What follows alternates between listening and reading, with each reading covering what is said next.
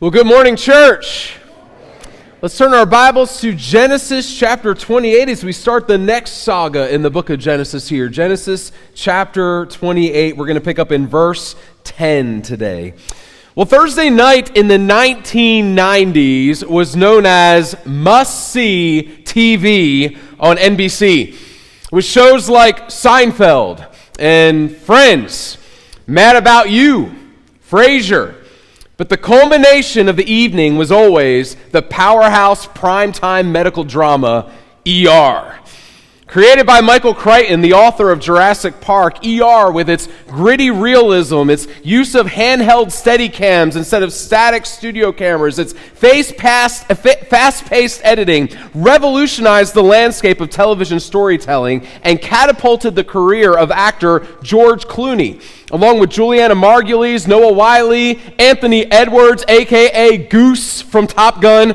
To this day, it is lauded as one of the greatest medical dramas of all time, particularly for its early seasons. And one critically acclaimed episode from its first season is quite arguably one of the greatest episodes ever aired in the history of all of television. Titled Love's Labor Lost after Shakespeare's play of the same name, the story centers around a young married couple expecting their first child in a few weeks.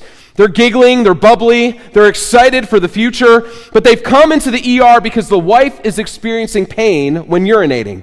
Dr. Green examines her and diagnoses her with a UTI, but assures the couple everything is fine. He wishes them well and discharges them, but no sooner do they leave, and the husband comes rushing back in, shouting for Dr. Green because his wife is now unconscious in the car.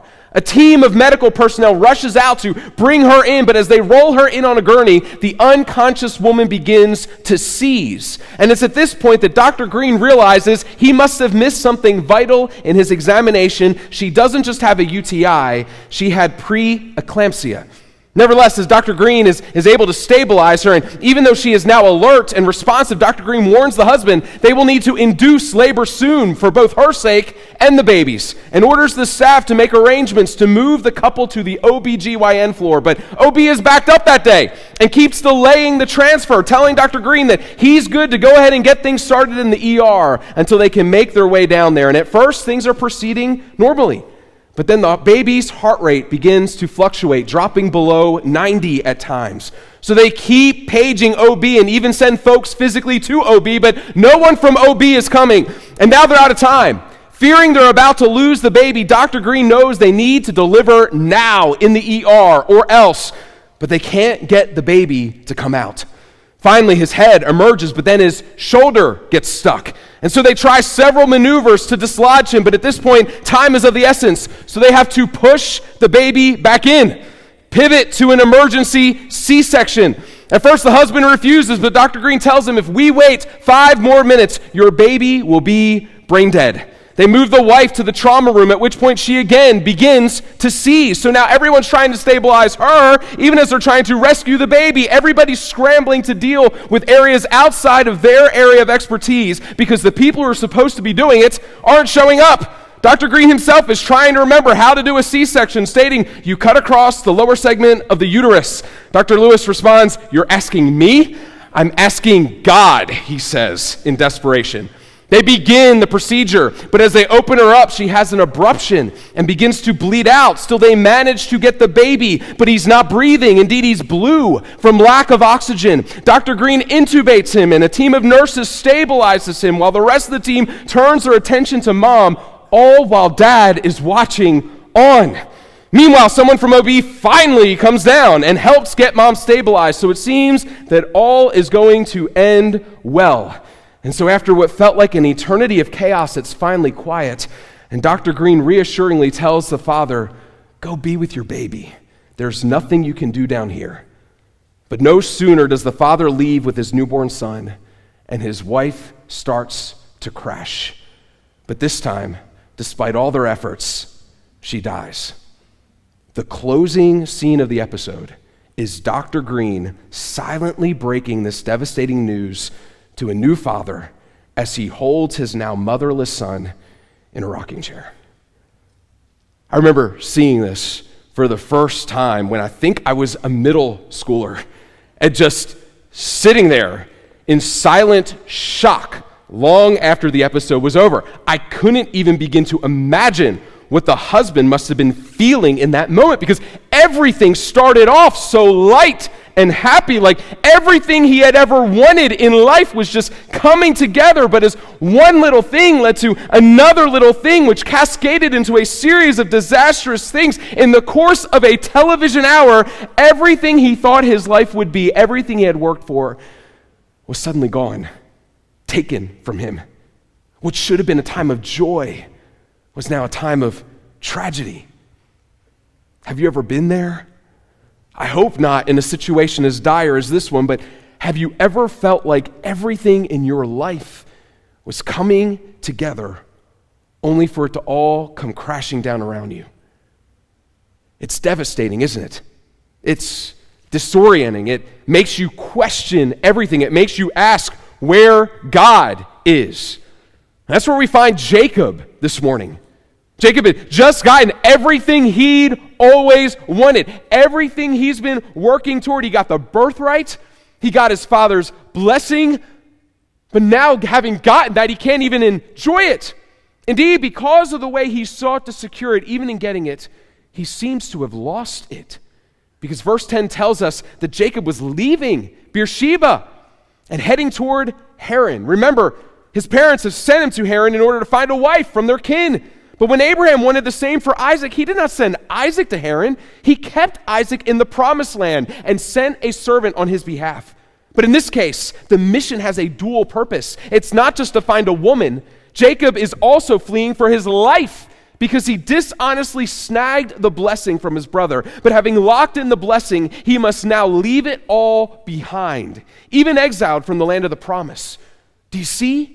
Right at the moment he felt like everything was coming together for him, it now feels like it's all coming apart. Joy giving way to tragedy.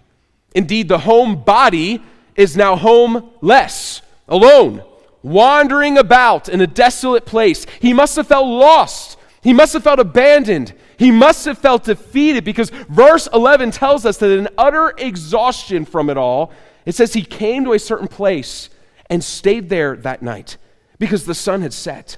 Taking one of the stones of the place, he put it under his head and lay down in that place to sleep. I mean, Jacob has literally hit rock bottom. Brother has a stone for a pillow. I mean, it doesn't feel like things could get worse. And yet, Jacob's about to find out what he thinks is the worst place is actually the best place he could be. Because as the saying goes, when you hit rock bottom, you have nowhere else to look but up. And my friend, if you find yourself in a similar situation this morning, I want you to hear me. The fact that you are in this moment isn't failure. Even if your failures have led you here, you're not here by mistake. Indeed, the kindness of God has brought you here. Stripped you of everything you've been chasing after, everything you've been finding your identity and purpose and meaning in, so that you can finally realize you've been looking for hope and satisfaction in all the wrong places, releasing you to now look to the one you should have been looking at all along. Friend, as he's about to do for Jacob, God is opening your eyes to your brokenness so that you can at last recognize your need for him. Again, that's his kindness to you. Because as Jesus taught us, it is only those who recognize their spiritual poverty, their spiritual need, who can enter into the kingdom of heaven. Why? Because it's only when they see they are powerless to save themselves that they desire the God who saves. See, all of this was part of God's plan for Jacob.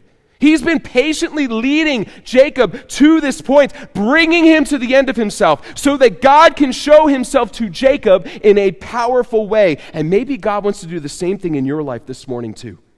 Maybe all you've been going through isn't meant to end in disaster, but to show you his glory. That's what Jacob's about to see.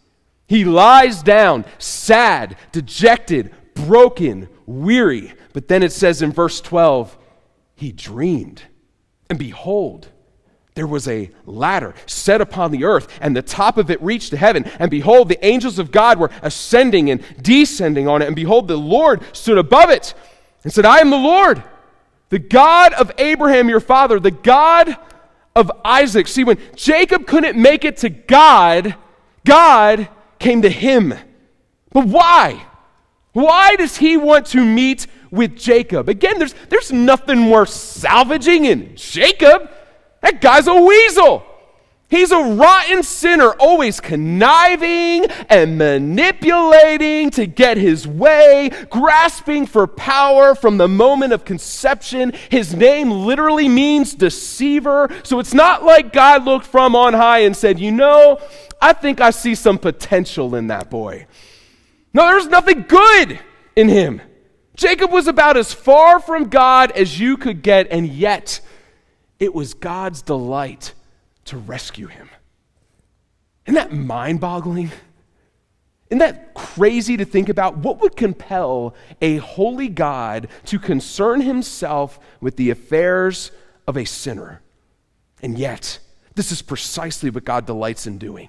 He takes pleasure in rescuing the fallen. And this is what differentiates Christianity from every other religion, because many ancient cultures likewise spoke of a stairway or a building that could lead people to heaven. Indeed, in chapter 11, remember, we saw sinful humanity trying to construct a tower in an attempt to exalt themselves into the heavenlies. Babylon itself means the gateway to the gods. So whether in an attempt to be with God or to be God, every other culture and every other religion says if you want to dwell with the divine, you need to earn your right to be there. You have to work with all your might to build structures in your life to garner your spot, whether that means a literal physical tower like Babel or personal self-discipline and good works. Every other religion says you have to prove yourself good enough. Christianity alone teaches you could never be good enough. Because like Jacob, all of us were born into sin. And the wage of that sin is death. And left to ourselves, none of us would ever desire to do or be anything different. And even if you did, you could never do enough good to undo the bad you've already done. So if your ticket to heaven is dependent upon you, you don't stand a chance. Because as Psalm 24 says, who shall ascend the hill of the Lord? Who shall stand in his holy place? Only he who has clean hands and a pure heart. If that's the standard, friend, none of us can make it. But the stairway here isn't for Jacob to make his way to God. It's for God to make his way to Jacob. That's the definition of grace. When we least deserve it, the Lord of heaven brought heaven to us. Not because of anything good we have done, but by grace through faith. And God extends that grace to Jacob. Indeed, he swears to him as he did to Abraham before him in verse 13, the land on which you lie, I will give to you and to your offspring. Your offspring shall be like the dust of the earth. You shall spread abroad to the west, to the east, to the north, to the south. And in you and your offspring shall all the families of the earth be blessed. See, Jacob may be leaving the land of the promise, but the God of the promise makes a promise that he's not through with him yet. Though for now he's experiencing the severe consequences of his actions, his present suffering is not a curse. It too is a blessing. It is a sign that God is at work in his life. He's refining his soul. He's burning away all the flaws so that he who is counted righteous will actually one day become righteous. Because the Lord disciplines those he loves, and he loved Jacob too much to let him keep going down the path that leads to destruction. And so the God of Jacob is now getting Jacob back on the right path. Though Jacob should be banished from the land, God promises Jacob he will return to the land and fill that land with his offspring. Now that's quite a promise to an exiled bachelor. Right now, that seems like an impossibility. How can Jacob be sure that these things will come to pass? Because God tells him in verse 15 this, behold, I am with you. I will send you wherever you go. I will bring you back to this land, for I will not leave you until I have done what I have promised you. Friends, there is no greater promise for the believer than this. These words are a balm to the soul because there's nothing greater than knowing God and knowing He is with you. Indeed, this is God's greatest kindness to us, His very presence, because there is no greater blessing than being with Him. Psalm 16:11 says this, "In your presence there is fullness of joy. At your right hand are pleasures forevermore," because this is what you were made for. To know Him, to be known by Him, to walk with Him, to belong to Him. You were made in His image, wired for a relationship with Him. Even after the fall, there remains an ancient longing in your heart, what Blaise Pascal calls a God-shaped hole inside of you that can only be filled by Him. You might keep stuffing stuff down in that hole with all sorts of things, just like Jacob in his quest for power and status and wealth. But listen, none of those things can satisfy the longing because only God can fill it. And when we pursue those things instead of God, it never ends in prosperity but disaster, just like it has with Jacob, until God shows up and Jacob's eyes are opened to all that he's been missing. But God's presence isn't just a comfort. It's also an assurance. Because if He is with you, that means He will fight for you. And God says here, this is not the end of your story, Jacob. Your life won't end in ruin, but in victory. You might have to leave the land for now, but it is temporary. You will return. I will bring you back to this place. I will restore what is broken. Why? Again, not because there's anything good in you, but because there's good in me. I have made a promise, God says, and I will not stop until I have fulfilled it. And my friend, He desires the same for you too. Listen, the Lord is not against you. Indeed, when our first ancestors, Adam and Eve, were exiled from their home because of their sin, when God had every right to destroy them for their rebellion, He never stopped going after them. They could not come to Him, but He kept pursuing them. And even as He disciplined them for their sin, though they deserved death, He promised to bring new life, swearing to them that though the enemy had wreaked havoc on creation, from their seed would come one who would wreak havoc on that enemy, who would crush his wicked, evil head, and that though in their present state they could never return to Eden, He would make a way for them to be restored to His presence. And by grace, He doubled down on that promise with Abraham. He affirmed it again with Isaac, and now He brings that pledge to Jacob. And my friend, that promise is for you too. The Lord desires to meet with you.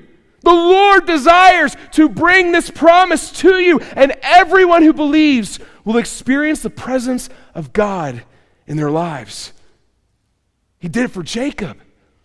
And Jacob was a wicked sinner just like you, until God showed up and made him new. And verse 16 says, "Then Jacob awoke from his sleep and said, 'Surely the Lord is in this place, and I didn't know it.'" Friends, that's quite a statement. Because God's present everywhere, isn't He? Every nook and cranny of the universe contains His presence. So why does Jacob marvel that the Lord is in this place? He's in every place. But Jacob knows there's a difference between His omnipresence and His manifest presence. See, God is present everywhere, but He doesn't always make His presence known. That's why, as paradoxical as it may sound, you'll often hear us pray here at Wellford for an omnipotent or an omnipresent God to fill this place with His presence. In so doing, we're not asking God to come into a place where His presence is lacking. We're asking Him to make Himself known in a place where an awareness of His presence is lacking. See, the problem is not with Him. The problem is with us. In our limited capacity as finite creatures, in our fractured capacity as fallen sinners, left to ourselves, we would never see or experience God, much less know Him. Yes, He's everywhere around us. He's above us. He's behind us. He's even within us. But we're blind to his presence until he opens our eyes to it. So we don't just want his omnipresence. We want his manifest presence. Because when he makes his presence manifest, church, that changes everything. And it's about to change everything for Jacob. I'm sure his whole life, he's heard the stories about what God did in the days of Abraham, what he did for his father Isaac. But as far as we know, this is Jacob's first encounter with God. See, the presence of God has been all around Jacob his entire life. Indeed, the presence of God has been orchestrating the life of Jacob from the time he was in his mother's womb, from the foundations of the earth. It was God's sovereign plan for the Messiah to come through him, not his older brother Esau. And even in Jacob's rebellion, even that, God was somehow using to bring about his will for Jacob's life and his plan for all humanity. The presence of God has been all over Jacob, but he didn't know it until this moment. And my friend, the same could be true for you. You ask this morning where God is. He's right here. He's been here all along. Everything in your life, all your hopes, all your dreams, all your fears, all your failures, all your successes, all your disasters, he's been here the whole time. And he's been orchestrating it all to bring you to this moment, to open your eyes to see him, to see that he is with you, to see that he is for you. If you will simply turn from your sin and trust in him and be reconciled to him. Jacob thought he was just going to get a good night's sleep. But now he's never been more awake or alive. Verse 17 says he's afraid. And he says, how awesome is this place? This is none other than the house of God. This is the gate of heaven. Jacob marvels at the kindness of God to come to him, that though his heart was far from God, God opened the gate of heaven to him. And my friend, the God of Abraham, Isaac, and Jacob has opened the gate of heaven to you. Not simply in a dream, but in reality. Because God has not merely appeared to us in a vision, he has sent his own Son, who took on flesh to dwell among us. And that Son did not merely come to us, that Son fully obeyed God for us, and yet still bore the full penalty of the law for us, bearing the wage of sin for us by dying on the cross. And because he rose from the dead, conquering our sin, conquering death, something greater has happened than a vision of a staircase to heaven that we in our own power could never ascend. Something greater than an open gate we could never enter by our own power. No, Jesus busted down the gate to heaven and made a way for us to be with God. That's why Jesus, pointing to this passage in Genesis, said this about himself in John 1:50. He said, truly, truly, I say to you, you will see heaven opened and the angels of God ascending and descending, not on a staircase, but on the Son of Man. Indeed, that was the reason Jacob was able to even have this experience in his day, because of what his descendant would one day do on his behalf. And that offer is before you today. Again, not by anything you have done, but because of what he has done for you. Friend, you can not only experience the presence of God in your life, by grace through faith, you can enter into the gateway of God and be with God forever. And again, all you have to do is believe. Turn from your sin and believe. Church, do you see the glory of this? Again, when you couldn't make it to God, God came to you. When you were exiled from the glory of heaven, God brought heaven to you. When you were estranged from the giver of life, Jesus brought eternal life to you. When you least deserved it, God gave it all for you. And when your eyes are open to this, when you begin to just get a glimpse of the glory of this, when your hardened heart begins to open up to receive the goodness of this, there's only one proper response to this, and it's to worship. That's exactly what we see Jacob do in verse 18. It says this: "So early in the morning, Jacob took the stone he had put under his head. He set it up for a pillar. He poured oil on the top of it. He called the name of that place Bethel, which means house of God. But the name of the city was Luz at the first.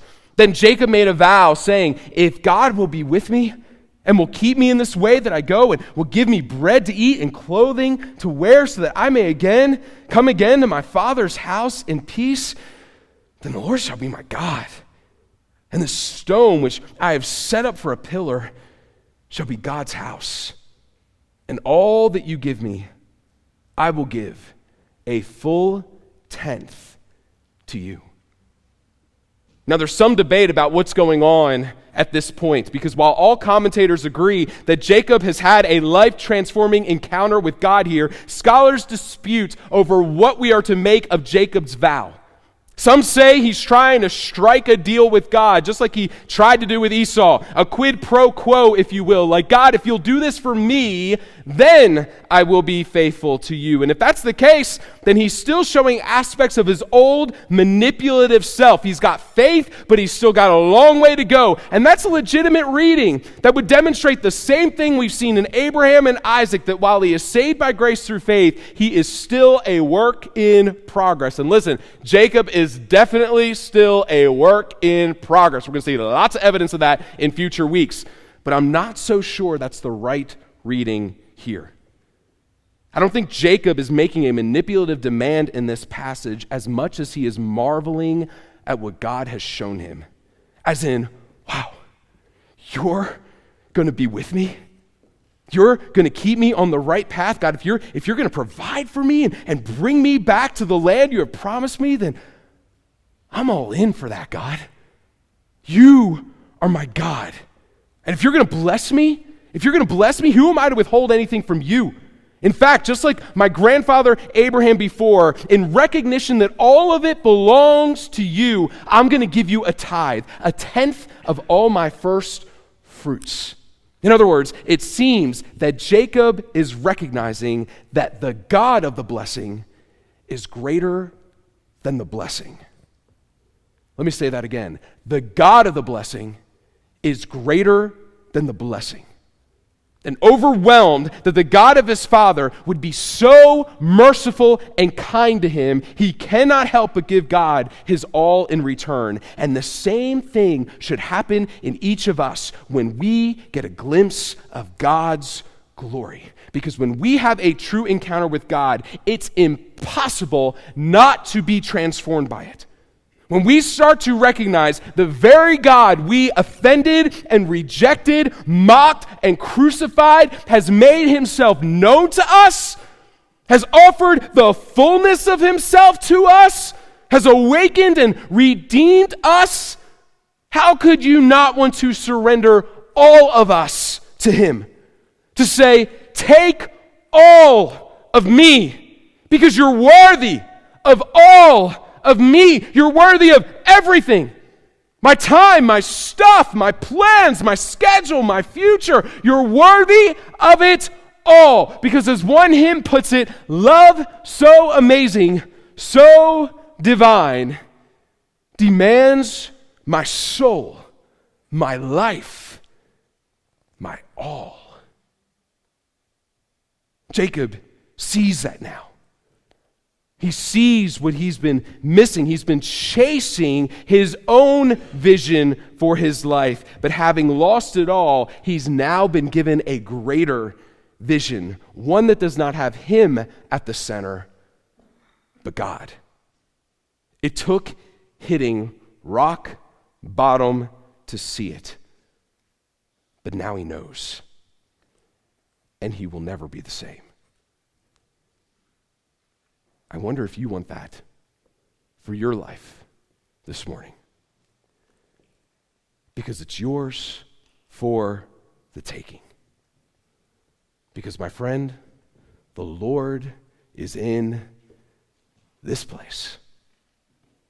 The Lord is working in this place. Don't you want to see it?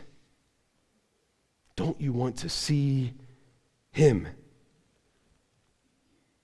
Then don't settle for his omnipresence. Ask him for his manifest presence. Because wherever you find yourself this morning, when you're aware of his presence, when you're reminded he is with you and he is for you, friend, that's all you'll ever need. Everything else can go by the wayside. Everything else can crumble and fall to pieces. But if you have Jesus, Jesus is all you need. Will you pray with me?